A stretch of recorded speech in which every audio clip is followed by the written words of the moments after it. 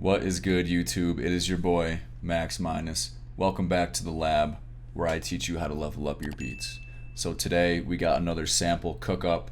I'm going to show you guys how I slice, chop, and organize samples for sick beats. So without further ado, let's get into it. I'll play you guys like the first couple of measures of the beat that I made with this sample. Max Minus.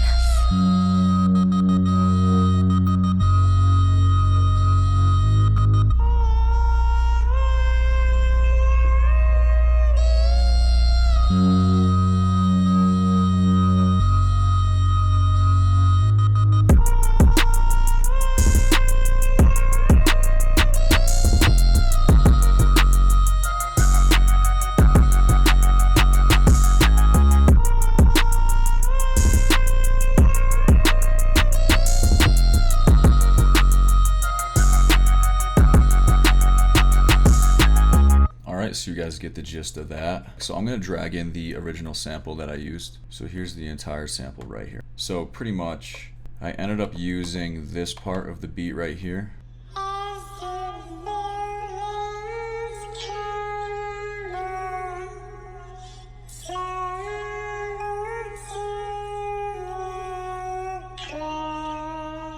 And then I chopped up sections from right here.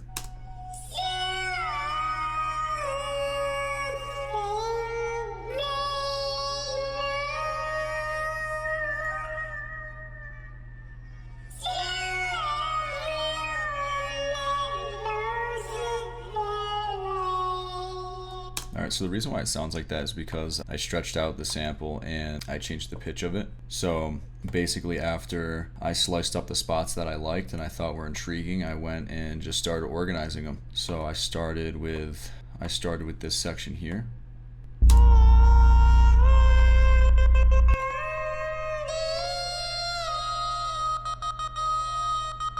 So what I did for these last few sections here of this measure, I cloned half of this right here.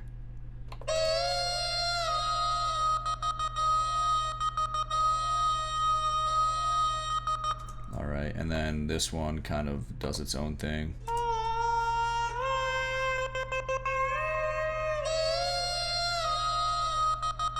So when you're creating samples, I think more is better because you have more options. So if you just slice up a bunch of pieces and see what sounds the best, it's basically just experimenting. So you saw that in my last video, you just experiment with what sounds good. And so I ended up with a pretty basic but very catchy and melodic melody from the sample.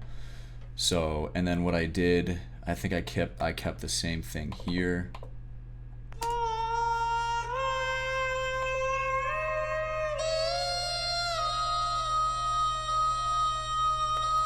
Okay, so I pretty much used the same pattern all the way up until verse 2 right here.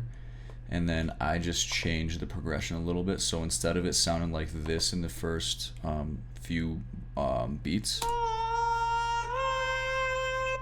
it sounds like this.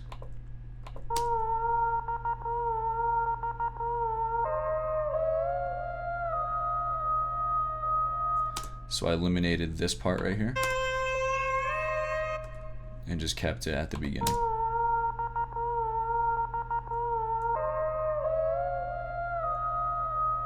Alright, just a little bit variation. I like to do variations throughout my beat because it just creates tension and allows the beat to kind of tell a story instead of just having the same sample without any changes throughout the entire beat. So what I did specifically for this one is I put a multi-band compressor on and then I added gross beat. So the multi-band compressor pretty much compressed all the high frequencies, and then gross beat I put on a noise gate so that it would chop it up pretty routinely throughout the beat. Here I'll show you. I'll just let it play through and you can see where I have the gate activated with the automation clip.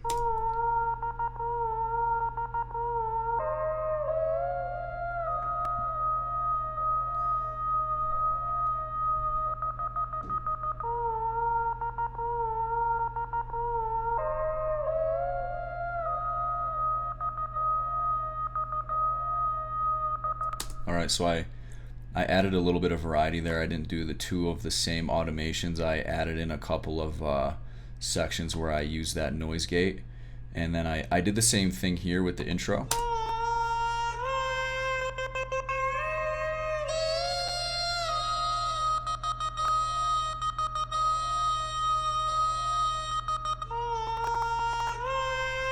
Okay, so you get the idea.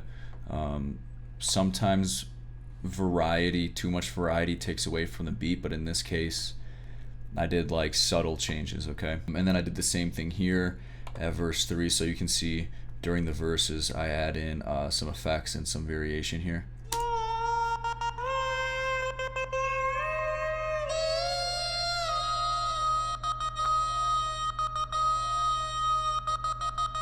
And then you can see for the second part of verse 3, I added in the multi-band compressor.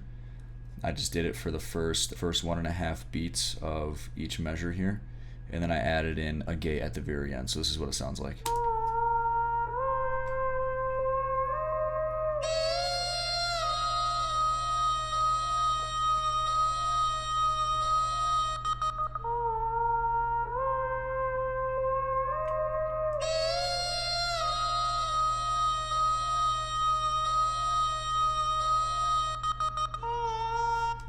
Okay, so it just gives it like a cool type of vibe, a little bit more modern, but it also with the sample the way it is, like I'll play it here, it's kind of stale if you don't add anything to it. If you don't like either filter out some frequencies or add in the gate or just some sort of effect, you know what I mean?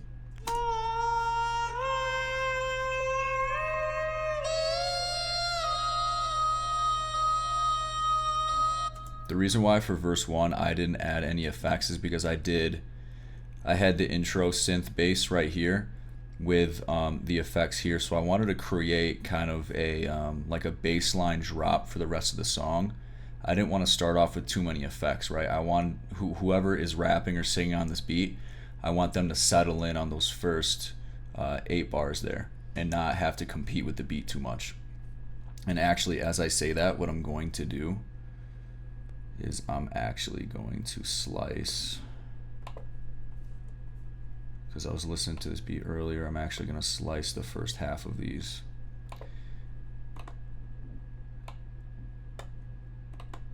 To allow that effect that I'm talking about. So let's listen to the entire beat with all of the channels activated here.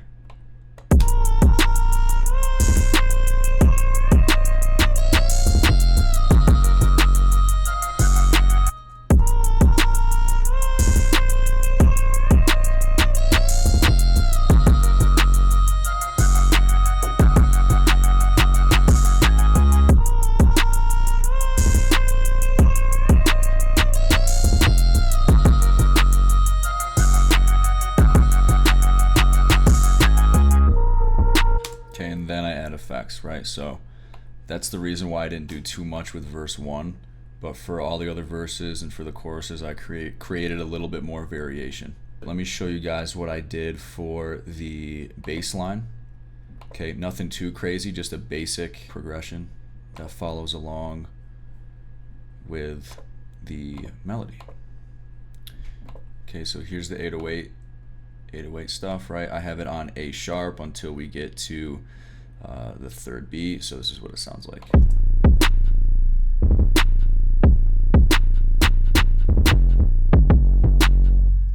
And then we go up to F sharp.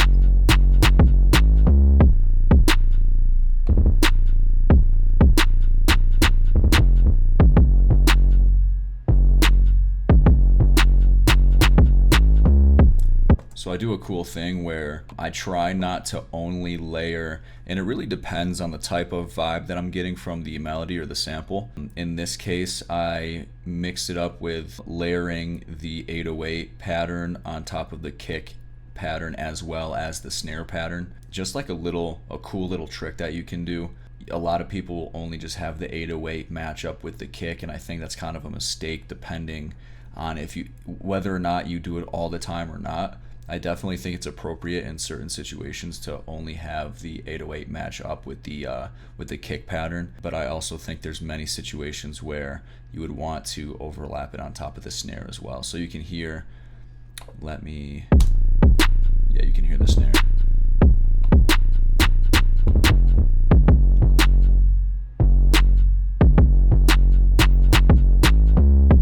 So you can hear it here on the last beat where I overlap the 808 with the snare.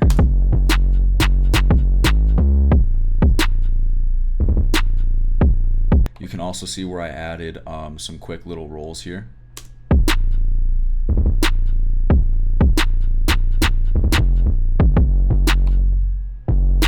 Just to spice it up a little bit without making it go too crazy.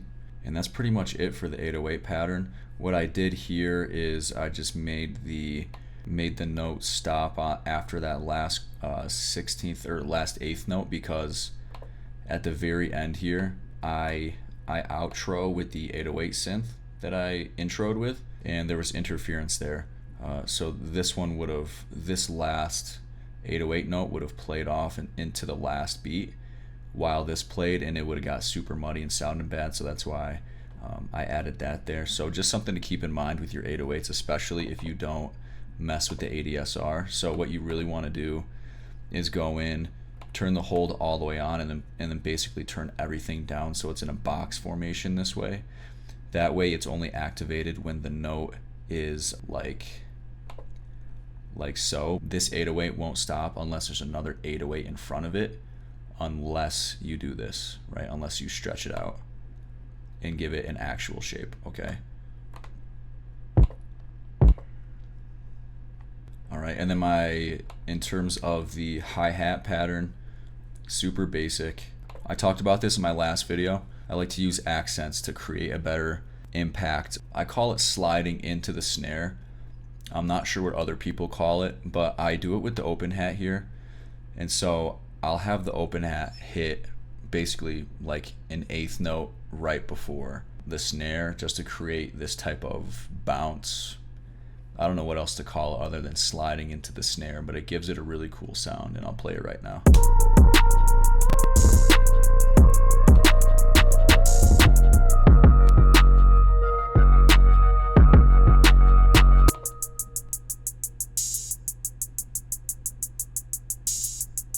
So every time that ends, that's where the snare's at. So here, I'm gonna isolate it for you guys so you can actually hear.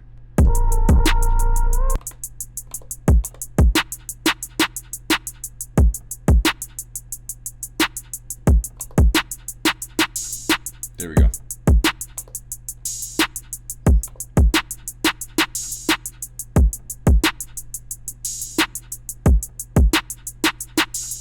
So I slide that 808, or I have that 808 hit right before the snare, and it just gives it like a cool type of like accent before the snare. It gives it some more bounce, and that's really the only way that I could articulate it.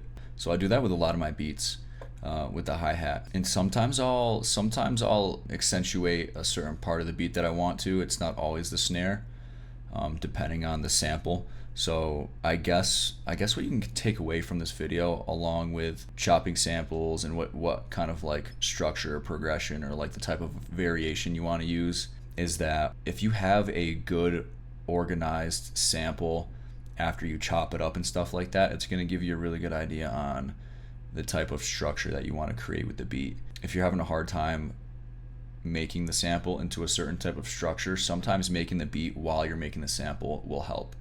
And I actually did that with my last beat, and I did that with this beat. So it's all about problem solving. Sometimes you gotta experiment and find what works, and I certainly found what works on this one. So that's pretty much it in terms of the sample.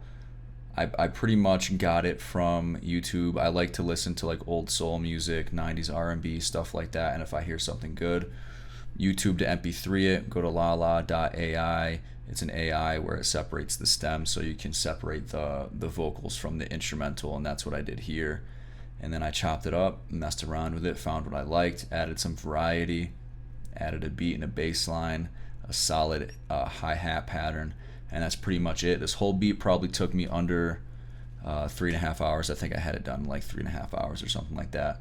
I'm gonna listen to it again before I put it out, but when you guys watch this video, you can find the final beat here. Just click on that tab and it'll bring it to my channel. Check out all my other beats if you guys are interested. If you listen to my beats in kind of reverse engineer, I mean, like when I first started producing, that's pretty much all I did. Is when I was listening to other songs, sometimes I would just completely blank out on what the lyrics were and just focus on all the minute details that I could possibly pick up on when I was listening to like rap songs and hip hop, even pop songs. So you'll be surprised what you can learn and pick up when you're listening to other people's music. And if you really want to get into the nitty and gritty details, hit the subscribe button, hit the bell notifications, because I'm going to be dropping gems on a weekly basis now that I got a little bit more of a steady setup here. So keep on the lookout for the gems. I'm going to keep on making gas, and I'm going to keep on teaching you guys how to level up your beats, because that's what this channel is all about. I'm all about the process. Yeah, I'm new to this, but you know, it's all about the process. Like I said, I'm always open to criticism. So if you guys want to comment in the video down below, give me some input, maybe ask some questions, I'm totally about discussion. Subscribe, like I said, stay tuned, and we're going to level up. All right, guys, have a good day. Count your blessings. Peace.